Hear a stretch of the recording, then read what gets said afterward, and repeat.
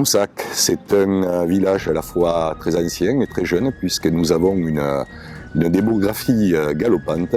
Nous sommes passés de 1000 à 1500 habitants en une dizaine d'années. Et puis surtout Moussac, c'est le centre du Gard. C'est 15 minutes d'Alès, 15 minutes de Nîmes, 15 minutes d'Uzès. C'est un village de la Gardonninque, c'est un village de l'Uzège, du Gardon et de la Garrigue. Il y a des vignes, il y a des oliviers, il y a des céréales et puis il y a la fameuse réglisserie avec le premier endroit au monde où on va extraire de la réglisse le zan, avec un rayonnement mondial pour ce petit village au 19e siècle et au 20e siècle. Un patrimoine si riche, il fallait pouvoir le partager. Bon, bien sûr, il y a le site internet, il y a des publications, mais il faut, je pense maintenant, avec les nouvelles technologies, passer du parchemin au numérique. Et cette transition, on a pu la faire grâce à Michael Pellatan qui nous a amené une technologie qui est pourtant bien connue, c'est le QR code.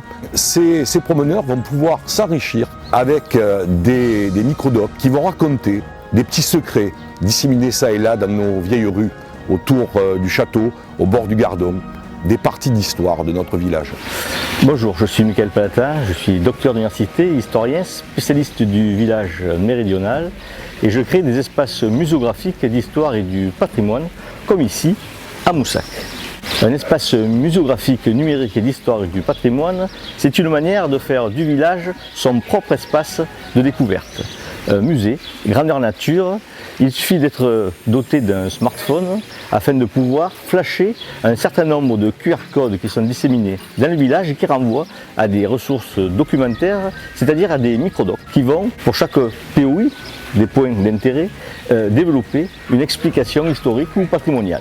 L'intérêt d'une telle démarche pour les collectivités locales, c'est bien entendu de créer un espace de découverte dans le village, d'attirer des visiteurs, des curieux de tout poil, mais aussi, au travers de la recherche préalable, c'est permettre de faire avancer la connaissance en histoire du village.